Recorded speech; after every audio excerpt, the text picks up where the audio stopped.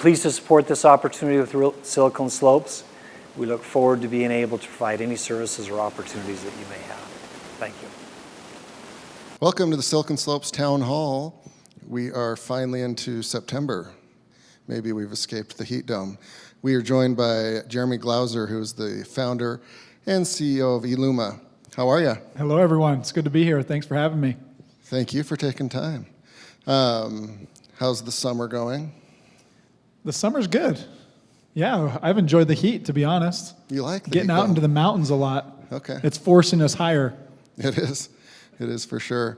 Cool. So let's just jump right in and let people know what Illuma is, a little bit of the story, a little bit of the founding principles of the team, and kind of who your customers are. Just weave that all into a little package. Sure. So Illuma does online therapy in schools. And really what that means is we have speech therapists, occupational therapists, mental health counselors, school psychologists who all provide live therapy or services through video conferencing to these kids all across the nation. Okay, so this never happened to me, but in the movies there's always like a school nurse, right? Or like an actual school counselor who will counsel you on life, not so much grade, like course credits. So I must have been going to the wrong schools, or they didn't have this subscription. So that covers a wide gamut, right, of kids that need additional help, counseling, all the way up to like physical therapy, right? So yes, just give us a few examples of what might be going on right now with a student/customer and then your service providers. Yeah, when we first started, we focused on speech therapy because there's a very large demand for speech therapy in schools. There are about 50 million students in the United States, and about 7 million of them qualify for special education. So we really work with kids who are part of the special education program, and there's a subset of those kids who need speech and language therapy. So, you know, you've probably heard a kid who says wabbit instead of rabbit, or a student who has autism, a student who can't process or express their language very effectively, and that's where we started, is helping these kids get access to really high quality speech and language pathologists. But over the years, we had requests for additional services. What about occupational therapy or mental health counseling and those things? So occupational therapy, you'll think of it in terms of their occupation. If a student is at school and they need to know how to cut paper with scissors, or they need to know how to use their fine motor skills or visual motor, then our occupational therapists are working with those kids to develop these life skills and these occupational skills. And, you know, before the pandemic happened, mental health was always a thing. But since the pandemic happened, it's become more of a thing, and there's more awareness. There's a common term in education that is called social emotional learning, and that's very much related to grit and resilience and a student's mental health. And that has become an incredibly important topic of discussion right now, and I'm just glad we're in a position to help. Yeah, you're in a fantastic position for that. So, again, didn't happen in my school, but it's your time to go over vocabulary, to say rabbit instead of wabbit. So if you don't have somebody in your school, you might be out of luck. But now you can use your services and your software and your business model, and the kid can work on vocabulary with somebody that might be in Wisconsin. Is that correct? Yeah, that's exactly right. So in special education, there's a law called IDEA. It's the Individuals with Disabilities Education Act. And that passed a long time ago, and it basically says that students with disabilities are entitled to be assessed and receive services that will help them continue progressing academically, right? That's a huge summary and simplification of what that means. But you're right, every school that's publicly funded is required to abide by these laws. And schools find themselves in a spot where they can't. So now they're out of compliance. And what happens when they're out of compliance is they either go into due diligence and litigation and spend more money trying to defend their position, or they end up having high caseloads. Kids are not getting really good services simply because there aren't enough providers. So we're democratizing access to these really high quality therapists. So for example, you might have, we find there's a lot of therapists in the Northeast, and we will work with those therapists to serve kids in the Midwest or the East Coast, or sorry, the West Coast. So they just get licensed in the state where they're serving these students, and then districts can take full advantage of having plentiful resources, plenty of people to serve those kids' needs. Yeah. It's a big advantage for them. Yeah, it sounds brilliant and it sounds fantastic. One, it's helping these kids, for one. Life's too short to sit there and not have all the advantages you can, especially in 2020. And it sounds like these folks can have more flexibility on the teaching side, and then as well, like, earn a little bit more cheddar, right? Yeah, there's a big supply of therapists. There's a huge community of these therapists who want to do online instruction. It's really interesting because the specific reason that this is happening is because there aren't enough accredited universities, and there's a bottleneck right there. So just we're not putting enough great therapists out into school systems. The second big bottleneck is the attrition that we're experiencing in schools across the country. Almost half of all therapists who enter the workforce are out of the workforce within 5 years. It's just an incredibly high problem. This bucket is leaking faster than people can fill it up. And so that's the big market problem, right? And the reason we exist is because these therapists who've exited the workforce want to re-enter. They just want to re-enter on different terms. They want to have more flexibility. They want to work from home. They want less paperwork. They want less complexity. And so we've built a platform and a process to pull these therapists back into the schools and now repopulating that big shortage. Fantastic. So you've got a business model that needs to couple up these therapists, and you could have all the therapists in the world, but they've got to have the students, right? And the students aren't going to be the ones that crack open the checkbook. It's going to be school districts. Yeah, that's exactly right. So how do you do that? Who takes the lead? I assume at some point, like, all right, we need more districts. All right, we need more therapists. How do you manage the teeter-totter? Well, I guess you could see this as a two-sided marketplace in a way. You've got the customer, which is the school district partner, and then you have the therapist, or what we refer to them as clinicians, and we're trying to match them up properly. So we've created a direct selling team, marketing team, of course, who is out there going to conferences and doing that direct sales effort to find the districts who would benefit most from this kind of delivery model. On the other side of the house, we have had over 10,000 therapists apply to work at Illuma, which gives us a really big advantage to pull in great therapists when those districts come. And we're fortunate to be in a position to help, right? And to have a lot of districts who need what we have right now. So where a district is in the position of taking the first person to walk through the door, we are in the position to really vet and search for that therapist who meets the needs of the kids. So higher quality, higher competency, higher alignment with the caseload that is at the school. And so it's pretty fun to see the successes that these districts are having over the years, because now they can work with a very fine-tuned selection process. Yeah. So traditionally, it's always inner city schools and rural schools that usually have problems of all sorts, right? And one of the biggest would be funding and enough staff and teachers, and it's a vicious circle. Pretty easy to predict. Do you find that a lot of your customers are from the rural and inner city school districts, or is it the middle-class suburbs? Yeah, I would say, first of all, funding is always a topic of discussion, and I want to circle back to that in just a second.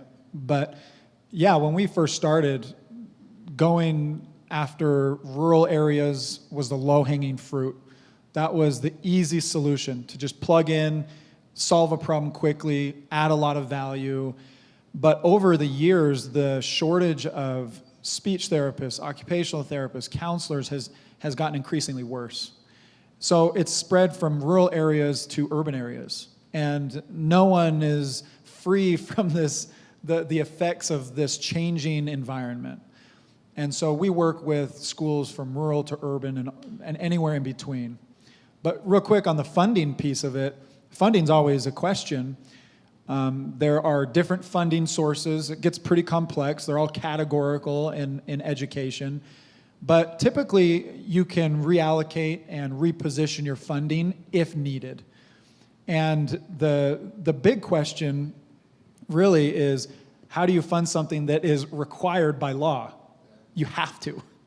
And so the thing that we're focused on is adding value by providing a higher quality solution at a lower price point.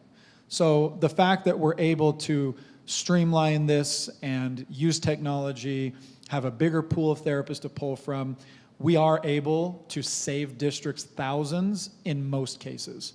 Some cases not so, but in most cases, that's a big benefit to them as well. Yeah, absolutely. So it seemed like the market was coming to you, with the invention of fancy computers, high-speed internet, cameras on each. I don't know if you can computer. say fancy computers in schools, but hey, yes. They have cameras. They're getting better. It was coming to you, but then a pandemic occurs and puts it on hyperdrive fast forward. So I imagine March through today have been pretty interesting, all things considered. Why don't you just give us a Cliff Notes version of what happened? It's been interesting to say the least. I think it became real that second week in March, and we realized that things were going to start shutting down, and school systems kind of freaked out. America education was not built for a pandemic, let alone society. So I think everyone, all of us were blindsided, but we're fortunate to be in a position to really adapt quickly to this environment. And I think that's the benefit that we've seen and what we're really grateful for. So the school districts that we've partnered with have had a litany of problems that they've had to deal with, attacks on all fronts, trying to keep kids learning and educated and keep them safe and all of those things. But what's amazing is the districts where we have provided online therapy services had a seamless transition. I'm talking about within a week, maybe two, whereas their on-site team was really scrambling to move online and do instruction, and in many cases never actually made the transition. And now that we're going into the fall, they're starting to figure it out a lot. But man, when you said go, we said we're ready. Let's do this. Yeah. There's a little bit to be said about timing and being in the right place at the right time. Yeah, we were definitely had the right solution in the right place at the right time. Yeah. So with a pretty good understanding of this landscape and the pandemic, more to the point, how people react, right? Like, who cares about the virus? It's the people reaction that affects your business. How many times have you guys recalibrated your business plan, and what are your plans for the next 6 months? Oh man, I tell you what, even though we were in a position to act and succeed in this environment, there are so many opportunities that we wish we were ready to just pounce on and take advantage of. So for us, moving forward, there's definitely a shift in the needs of the districts we serve and in the students and the families that receive therapy. So we're quickly adapting to those kinds of things, right? And it's as simple as evolving from just a tech-enabled service business to also licensing our software and trying to figure out ways to enable districts to deploy an online instruction program on their own And so we're definitely moving fast to the future and empowering districts and families and students to be more independent in this online learning environment. You know, Like, moving target, but it sounds like you guys have a pretty good gun there that can refine the target. So you've done all of this as a bootstrapped company, right? So yes, that's right. was there ever any moments of regret of like, oh, I wish we had a little bit more money in the bank for XYZ? Oh my gosh. If we had a few days, we could probably hash out most of those moments. I mean, I often say entrepreneurship isn't as hard as I thought it would be. It is way harder than I thought it would be. And it's a roller coaster ride. It's the best teacher for resilience and grit and persistence I've ever had. And yeah, 9 years ago, this Saturday is when I founded eLuma and took $5,000 and started it up and have kind of zigzagged toward our ultimate goal. In the beginning, we didn't even build software. We were just trying to zag in this direction by creating a service for schools that provided therapists to come on site, right? And then reinvest that into building software. And there are many times where I thought, gosh, I'm just going to throw in the towel. This is insurmountable. And in 2017, we had I call it our 2017 mini crisis, because it was literally a point where we thought we wouldn't make it. And I don't know that everyone on my team was fully aware of that. I was very transparent, but I was also optimistic. And it was very tough. But that experience really shaped the future for eLuma. And that's the point where we really started to figure out a much better market fit for our solution. And to be very specific, we went to a subscription model, which at the time was very risky, to go from hourly, like a staffing agency, to behaving more like a software as a service subscription model. And what's amazing about that switch in subscribing for services and software on a per student basis, these districts now were paying equal payments month to month. Many of them were paying up front. So it really enabled us to fund the growth. And, we still have challenges, of course, but that one definitely defined our business model the most. Yeah, that sounds great. It helps with cash flow, and your CFO or accountant was probably a lot happier too. Yes, we were all much happier. Cool. So, like most CEOs, you've got your favorite customer stories. In your case, they're probably better than most because it's people and happy success stories. But Yes, I'm sure you've got a bunch. But what's one or two of your favorites? I was talking with a therapist on the team a few months back, getting ready to share some experiences with an audience. And the story she told me is imprinted on my heart. She was working with two students, both with autism, and they lived, what they thought to be very far apart. And one day during their therapy session, they discovered that they lived within walking distance of the same park. And if you're familiar with students who have autism, social skills is a big emphasis. It's something they got to work on a lot in many cases. And so they started to meet up at the park and play and socialize, and that was a huge turning point in their progress. And I have heard there's countless stories of students who really gravitate and attach to these therapists who have a big impact on their lives. And I think a lot of students wish these therapists could go with them from grade to grade. In a lot of cases, they can't. In some cases, they can. But we get a lot of requests to keep the same therapist, or if they relocate to a different school, to keep the same therapist. And we're trying to figure out how to make that kind of thing happen. But it's very rewarding to know that the students we're serving are becoming more capable, confident, and building life skills as a direct result. Oh, that's great to hear.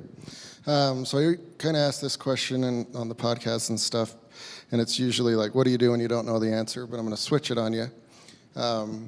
Whether it's you just by yourself working on a project or interacting with your team, what do you do when you just don't care? Oh, man. I might get in trouble with this one, so I got to be careful how I answer. But, I have to be honest, there are few occasions where I don't care, right? But I think that early on when you start a company, you have got to wear a lot of hats. And in my case, you got to be a jack of all trades. You got to know enough to do a lot of different things. And what's been interesting for me is I've built a leadership team. It's more like, hey, look, I need you to handle this problem or this situation or this opportunity so that I can focus. And so I think it's really a matter of surrounding yourself with the right people who care and are skilled and are competent in those areas where you might not be as passionate. So for me, it's been a process, but having those people around me has been the biggest benefit. Yeah, good answer. So along those lines, every job has a part that you don't like. So as the CEO and founder, what's one part of being a CEO that you could just wash away, just go away? Yeah. Well, I love the people I work with. I love it. But it's also challenging because the most complicated issues bubble to the top, right? And so, it is emotionally exhausting sometimes to make sure that everyone is working well together and on the same page. And so it would be really nice to have someone who's better at that than me, because I have a little bit of that entrepreneurial ADHD and I chase some shiny objects sometimes, and that pulls me back to reality. And if I could have someone who's much more skilled at bringing people together and building some of that consensus in the midst of real tough, challenging, complex trials, that would be beneficial. Yeah. So the catchphrase 10 years ago was triple bottom line. I think now it's social good. So you guys are obviously a for-profit and you want as much profit as possible. Some people might think just at first blush on your website that you're a nonprofit. Obviously not the case, but as a CEO of a social good company, triple bottom line, what are some of the upsides and downsides of kind of having that moniker or being in that classification? Yeah, I think to put it simply, sometimes you get people who expect certain entitlements because you are doing a social good, or they think that because you are a business for profit that you have conflicting incentives. And I can see that, don't get me wrong. But that was part of the reason that originally I bootstrapped it, because quite frankly, I wanted to prove that we could serve this population of students, the kids on the margins, the ones who have special needs, and do it the right way, and do it on our own timetable. But I think for me internally, it goes back to my upbringing. When I was just 18 years old, I'd come up to a different state, tried out for a soccer team, made the team, and made that whole journey with my mom. And was on cloud nine, went back, was getting ready to graduate my senior year. And just a couple months before I graduated, my mom suddenly, out of the blue, died. And it completely shocked me. And I honestly didn't know how to process a lot of it other than just move on and try to figure things out. But she was a teacher, and she taught underprivileged kids. And so as I progressed and I went through college, I played soccer, and I trying to figure out what to do with my life, it became very clear that I wanted to help people fulfill their human potential. And I think that that's what's unique about the group of people that I'm so lucky to work with, is we all have a story that ties us to this social good. The good of helping people on the margins, the underserved. And that's incredibly inspiring. And the way I see it, the best way we can help these kids and to do that social good is to create a wildly successful business so we can just keep doing more of it. Yeah, that's a good answer, and it usually works when there's profit and revenue. You can keep building It's stuff. gotta, right? It's gotta be there. So if people want to get involved, either working with you or being one of the clinicians, what are some of the steps that they can follow to do that? Yeah, we're actually hiring quite a few positions on our corporate team, anywhere from sales, customer success. We have a lot of technology jobs on the horizon. And as far as a clinician role, oh my gosh, you could basically choose your hours, choose your schedule. We have so many opportunities right now. Our website is eluma.com, and you can apply on there. There's lots of information on there, but really we're always looking for people who share our passion and share our mission. Gotcha. So you have to be an actual therapist. I couldn't sign up and just say rub dirt on it. Well, you could try that, but you probably wouldn't make it so far. Okay. Yeah, Get so one if you're a paycheck. therapist, yes, you do have to be licensed. You got to be credentialed. If you want to apply, you would know that you're qualified. Which I am not. So there you go. All right, well, thank you, Jeremy. We appreciate your time, and look forward to your continued success, and would love to have you back when there's people in the audience. Hey, this has been great. Thank you so much for having me.